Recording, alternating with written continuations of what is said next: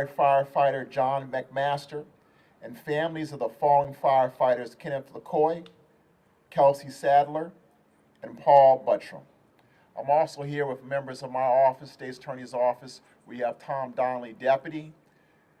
You have Dan Salem, Prosecutor. You have Matt Gailey, Prosecutor, and Sam Mildenberg, the Division Chief of MIU. We're here to announce the following charges for defendant James Barnett: 3 counts of second-degree depraved heart murder, 3 counts of involuntary manslaughter, 1 count of second-degree arson related to the fatal Stricker Street fire that occurred here on January 24th, 2022. Before I get into the details of this case, let me remind you that the charges are not a finding of guilt. An individual charged is presumed innocent until proven guilty beyond a reasonable doubt at trial, and James Barnett is entitled to a fair trial. The tragic loss of firefighters LaCoy, Lieutenant Sadler, and Buttram weighs heavily on our entire city, leaving an immense void, especially within the close-knit Baltimore firefighter family. My team and I sat down first with this presentation when we took office back in earlier 2023. Because we only have one opportunity to secure justice for the victims of this case, we asked our law enforcement partners to continue the investigation to ensure we had the best case possible before bringing any charges. Subsequently, through additional investigation and testing, we believe the science and evidence are there now to move forward. These charges are a direct result of years of diligent work, thorough investigations, testing and retesting that ensured our office was well positioned to move forward. Through dedicated teamwork with our partners at the Fire Department, Baltimore Police Department, and ATF, we're now poised to embark on a meaningful journey towards justice for these courageous shiro, as I like to say, and 2 courageous heroes who dedicated their lives to protecting our community and were taken too soon in the line of duty. On January 24th, 2022, Baltimore City Emergency Services received a 911 call for a fire at 205 Stricker Street at 5:51 a.m. Additional callers reported the same fire, indicating that there were children trapped inside the dwelling. Numerous engines of the Baltimore City Fire Department arrived at the location at 5:55 a.m. to attempt to extinguish the flames. Engine 14 arrived first on the scene and made entry on the ground level at approximately 5:57 a.m. Several Baltimore City Fire Department members entered the building, including firefighter John McMaster, firefighter Kenneth LaCoy, Lieutenant Kelsey Sadler, and Lieutenant Paul Buttram. At approximately 6:09, the 2nd and 3rd floors of the structure collapsed, trapping multiple firefighters. Rescue efforts began, and approximately 6:14, firefighter McMaster was removed from the debris, transported for medical intervention, and survived. Firefighter LaCoy, Lieutenant Sadler, and Buttram were not able to be removed until well after an hour following the collapse. All 3 succumbed to their injuries as a result. The ATF took the lead in this investigation with the support of Baltimore City Fire Department and the Baltimore Police Department. The scene was held and documented using cameras, drone footage, and Scene Go technology. A canvas of City Watch and local surveillance footage identified a person of interest, later identified as James Barnett. Footage depicted Mr. Barnett walking westbound on Pratt Street around the 1400 block here in Baltimore City at 11:21 p.m. on January 22nd, 2022. The defendant was observed wearing a blue and yellow winter jacket and walking into the rear at 205 South Stricker Street at approximately 11:23 p.m. A minute later, an apparent open flame can be seen flashing on the footage. The defendant didn't exit the structure until 11:31 p.m. with no other individuals entering or leaving the dwelling. Additional surveillance footage was gathered from residents and commercial businesses that captured visible smoke beginning at 12:30 a.m. on January 23, 2022, intensifying continuously. Investigators processed the scene for approximately 8 days using a myriad of investigative techniques, including accelerant detection dogs and light source analysis testing. The light source analysis testing compared potential light sources and locations of the light source associated with the flashings of light caused by the defendant between 11:23 p.m. and 11:31 p.m. on January 23, 2022, utilizing near identical conditions. When compared to the surveillance video, the light source analysis revealed that the light emitted from the defendant originated from the inside rear doorway of 205 South Stricker Street. Additionally, the light source was most consistent with periodic flint igniter sparks and open flame produced by a butane cigarette lighter. Based on the new light source analysis using MATLAB and statements made by the defendant, investigators concluded that on January 23, 2022, the defendant intentionally ignited the combustible material inside the rear doorway of 205 South Stricker Street, resulting in the building being fully engulfed in flames. Once again, thank you to all the agencies that were represented. Thank you for everybody that we came together as one, with one focus and one purpose, getting to understand what happened, and that we want to thank everybody represented here today. There's been a great deal of work for multiple years on everybody that you see up here. We want to thank the families for being here. We want to thank the expertise that they invested in gathering the evidence needed to secure this indictment. This was no small task, and the effort everyone put in is a testament to the loss and a testimony to the loss that we all feel, having lost members of our community that truly laid down their life to protect all of us. I now will turn this over to ASAC John Earl from ATF in Baltimore.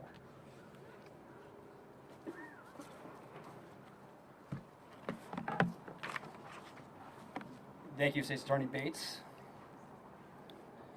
I'd like to say 2 thank yous. Baltimore Chief Wallace, Baltimore Police Colonel Herzog, the Maryland State Fire Marshal, retired firefighter McMaster, the families of fallen firefighters Kenneth LaCoy, Kelsey Sadler, and Paul Buttram.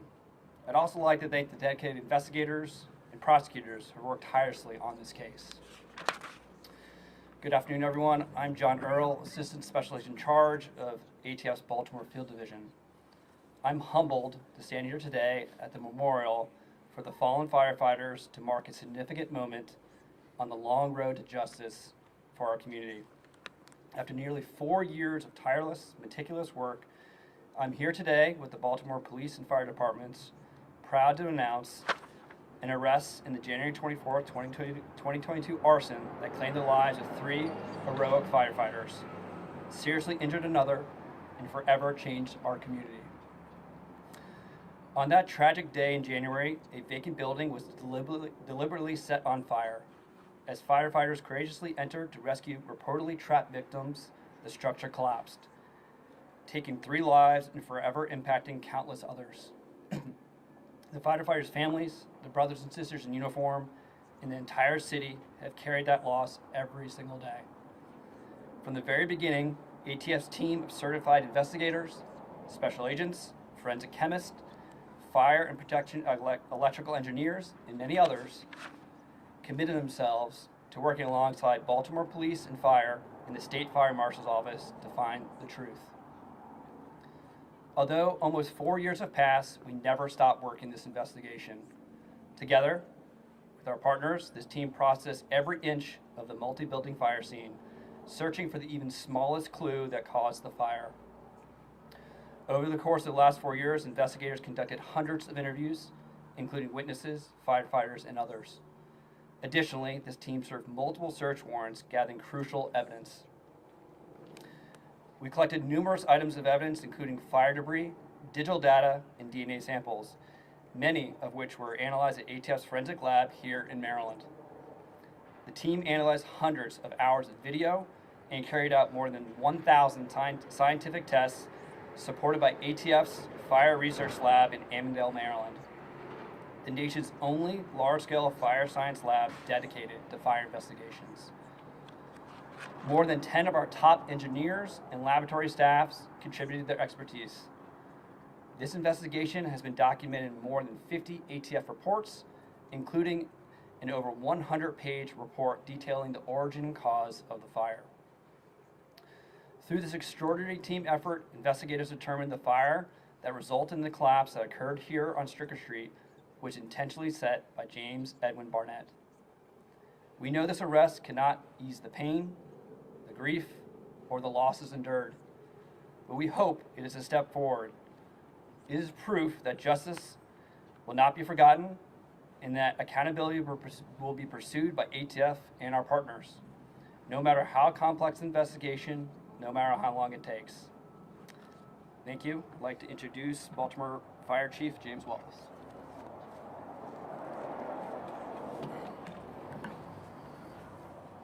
Thank you and good afternoon. My name is James Wallace. I have the honor of serving the citizens of Baltimore, but I also have the honor of serving for the men and women of this great department, and many of them are here today. The Baltimore City Fire Department extends its deepest gratitude to State's Attorney Bates, Baltimore City Fire Department and Fire Investigation Bureau, the Baltimore Police Department, especially its arson detectives, and to our federal partners at the ATF. Their tireless work has led to an arrest in the Stricker Street fire, the tragedy that claimed 3 of our own and deeply affected our department and this community. While nothing can erase our loss, this is a meaningful step, and it's a step towards justice. This tragedy has strengthened our resolve, our unity, and our commitment to serve and protect Baltimore. And I would invite all members of the media, if you want to see resolve, you want to see heroism, you want to see unity, you look to your left. It's right there. The families and the men and women that serve this department are that example. They're here today. That is resolve and that is unity. The Baltimore City Fire Department will continue to stand with the families of our fallen, with all who are still healing, and with a community that continues to lift us up. This department will never stop pursuing accountability in their honor. And with that, I'll introduce Colonel John Herzog of the Baltimore City Police Department.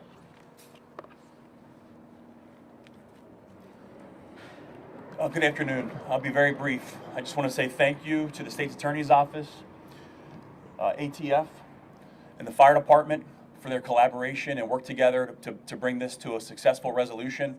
And due to the integrity of the investigation, I'm not going to say anything additional, but thank you very much for coming today. And also want to extend my sympathies to the families and the firefighters who lost a brother and a sister. Thank you. I'd like to now call up a representative from behalf of the families.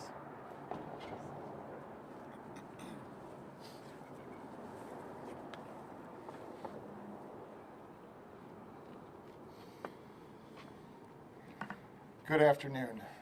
On behalf of the families of our heroes and the fallen firefighters and Mr.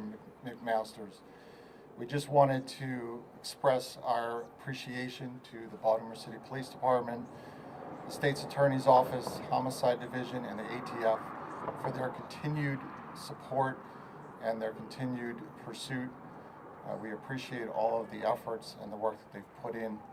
We are here today to remember our fallen heroes and to do everything in our power to make sure that this tragedy like this will never happen again.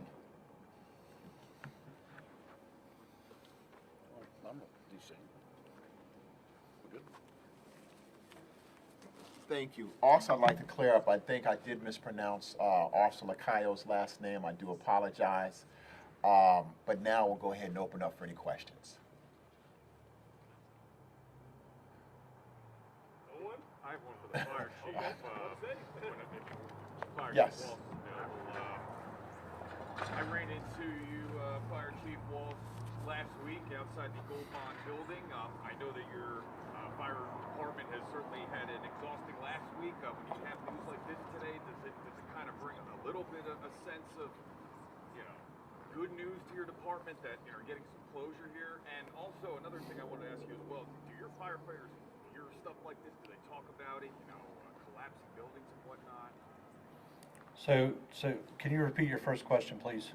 In essence, are you guys have they been exhausted based on last week, the two major fires we've had in the city, and today this is a bit of good news? Does it feel like that a little bit? Well, I think, I'll speak for myself, right? We're one step closer, right? This has gone on for 4 years, and we're getting one step closer.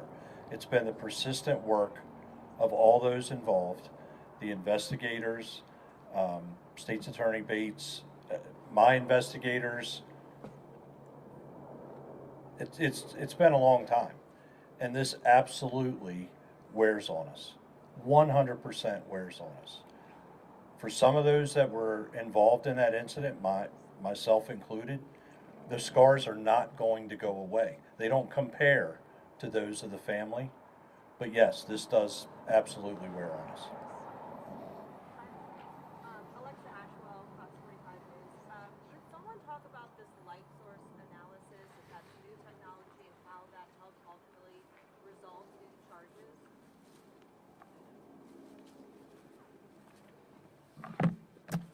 So I could probably not intelligently talk about it, so I'm going to have one of the investigators to speak on the technology. Good afternoon. My name is Adam St. John. I'm a fire protection engineer, a special agent, and certified fire investigator with the Baltimore Arson Group, ATF group here in Baltimore. When ATF classifies a fire, it's not based on a single data source. It's based off of the totality of the investigation and numerous data sources. We frankly started collecting data almost 4 years ago here at the fire scene. We collected field fire testings in the building itself. We actually set small fires. We used various data sources, controlled fires, to map out where these light sources could have been inside of the building with a known location versus how they're recorded on video. That was the first step. The next step occurred at our ATF Fire Research Laboratory, where we conducted over 1,000 physical fire tests looking at ignitability of various materials. And the goal there is to collect data to either support or eliminate various hypotheses. We only classify a fire when we have a single hypothesis left that we cannot eliminate. In that case, this single hypothesis left was this was an incendiary fire. It was intentionally set. The actual image segmentation analysis using MATLAB takes a visual image and analyzes the intensity, which is the brightness of various pixels in that surveillance video, and also looks at location, XY coordinates of the flashes of light of the actual pixels. So that allows us as investigators, but also for a jury, to take a visual, a qualitative analysis and put numbers behind it, make it a quantitative analysis.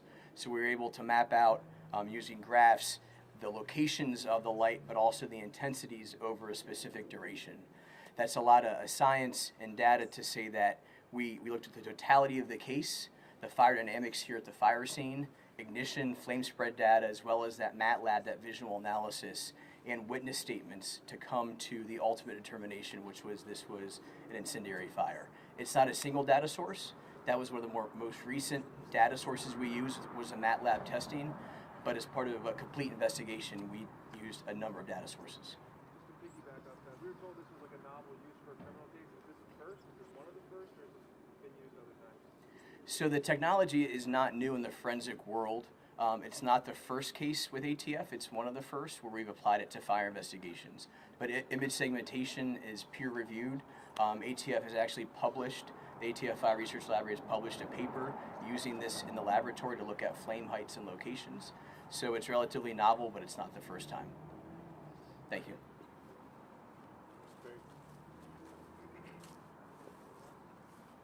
Yes, sir. Talk about, there's a lot of information that's been presented. The difficulty in presenting this in court to try to prosecute the case. Can you talk about how difficult this could possibly be? Well, look,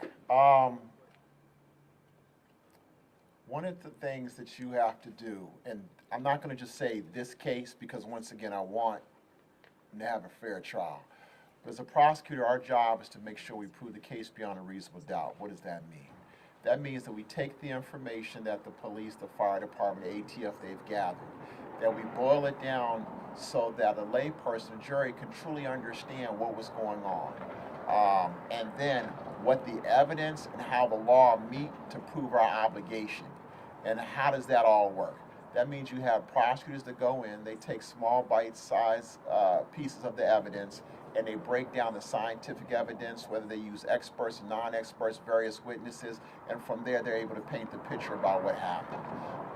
Without a doubt, it's almost like doing a puzzle in which we understand the picture, but we have to allow the jury to see the same picture that we see. And this is a difficult case in the sense that there's a lot of pieces, there's a lot of evidence. How do you translate the scientific evidence so that everybody will understand it? And that's what the prosecutors in our office, that's what they will begin to do and work to do. But without a doubt, I will say this, the numbers of times that ATF and everybody, they presented this information, this case to our office, and I think that those of us that were in those meetings, to be honest, I was glad I was a former defense attorney because I had a number of questions that I, as a defense attorney, would have asked. And that allowed us to continue to work together, to go back, to answer these questions so that we have one shot to get it right, to try to do our best to bring justice to the families. And I think without a doubt, you know, these are first responders who put their life on the line for all of us here in Baltimore, and we wanted to make sure that we did right by them, and we did the best we could. And we feel that we have done that. We've worked very closely with our partners. We took our time, and in taking the time, we wanted to make sure we got it right. Anybody else? Chief Wallace, could I ask you a question real quick? Thank you. Jeff Hager with WMAR-TV. Obviously, there's probably no single thing more important than you probably trying to be able to assure the public that this could never happen again. And there have been a lot of looks at protocols, procedures, and other things. But in light of the fact that there were reports that there were children inside trapped, does that open up the door that something like this could happen, or do we end up in a position where we have to ignore, based on a sign on the wall, those reports that there might be children inside? When the men and women of this department, and any department for that matter, step off the apparatus, they step into a world that's called uncertainty. And only they know what that feels like, and they have to make those split-second decisions. It's our responsibility to train and teach our personnel in a manner that helps them make those types of decisions. This is an inherently dangerous job. Everything on any incident could be going 100% right. In the nature of this job, something can still go wrong. It's our responsibility to continue to train and continue to get better, help them with those judgments, and strive that this never happens again. Did the fact that there were reports of children trapped play a big role in all of this and people putting their lives at risk? People trapped is always a variable that we have to deal with, yes. That definitely, I don't want to say it, that will definitely charge us up. And, you know, again, we have to make those decisions. We have to make them in a split second. And saving lives, yes, that is a huge variable for us. Thank you.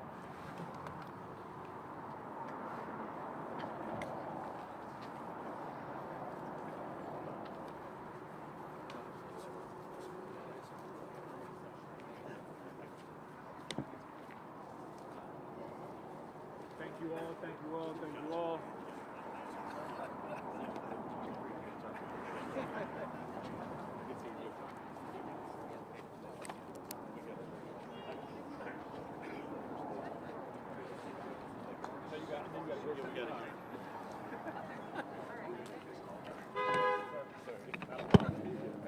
appreciate it. Rookie moves. Yep, no worries. I'll be back soon. I don't want to be in the hospital. I know where to take you. As long as we